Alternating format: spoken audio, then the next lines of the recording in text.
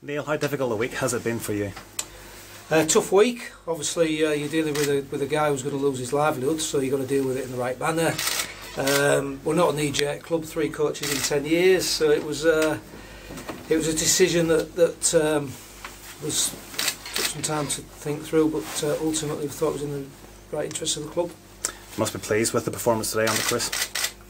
Yeah, it just looked like they played with some confidence today and freed of a bit of fear really, but it's obviously one performance, but it's a performance that gets Chris's rein off and on the right tone. What is the plan? What are your thoughts at this moment in time going forward? Open-minded. Chris earns a long-term deal really. You know, he's very well thought of in the club and in the game. He's been an assistant to Justin and assistant to Craig. He's in the box seat. We're not going out trawling for a new coach.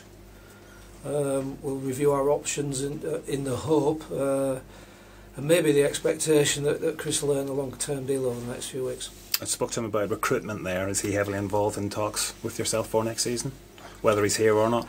Coach recruits. You know, the chairman and the board give a budget, the coach recruits. That's always been the case.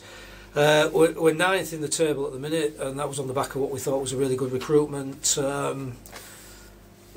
just slightly under the salary cap. So, you know, my message to the supporters is that we're going to be active.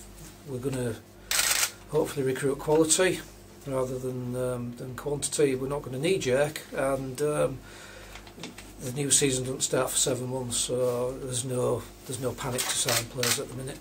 What is your message? What's your goal for Chris between now and the end of the season? Playoffs or bust or anything like that? Does he have to make the playoff to keep the job? No, I wouldn't say he's got to make the playoff to keep the job. You know, there's a massive gulf between an assistant and a head coach. Our last 2 head coaches, it was more or less their first gig. It's Chris's first gig. You go from being somebody that supports the head coach to be the guy that makes all the decisions, and we've got to see if Chris is made of the right sort of metal to do that. We think he is. Sport's all about timing. You know, we were grooming and developing him to take that job. Maybe slightly sooner than we hoped and anticipated, but rather like players, young kids, unless you give them a chance, you don't know if they're going to cut it, and we hope he cuts it. What made you make the decision on Thursday, 3 days before the Saints game, when perhaps you could have done it the Friday after the Huddersfield defeat? A few things. We decided that we weren't going to renew the contract, and then we decided, well, where does that leave us? Well, it leaves us in a scenario where we either let Craig see it through to the end of the year, or we give Chris a chance to step up and have the team as his own for a period of time. We thought that was the best option. And how did Craig take the news? Disappointed, obviously. As I say, you know, anybody in that position takes pride in the job that they do, and if you were disappointed and devastated by what's happened, then that would be slightly surprising, I imagine. So obviously, no, there's a human element to it. Oh, we feel for him. You know, we are friends, so hopefully that'll remain the case. But at the end of the day, it's what's best for Hull KR that ultimately matters. Have you had much interest so far from people outside the club? Yeah, look, yeah, as you'd imagine, Dave, plenty of interest. You know, there's going to be 2 less teams in the competition next year.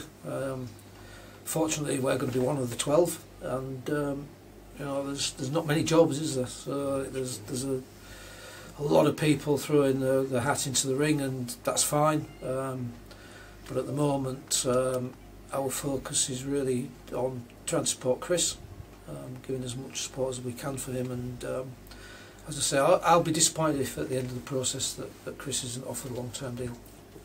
Did Craig come close to signing the new deal that was apparently on the table, Neil? There's no apparently about it. We were discussing a new deal, and that's been ongoing for probably since Easter. There were bits of stuff that was going backwards and forwards. For one reason or another, the deal didn't get signed, and we are where we are. Was it close to being signed at any point? There was always outstanding issues. It was never a deal that just needed a signature on a piece of paper.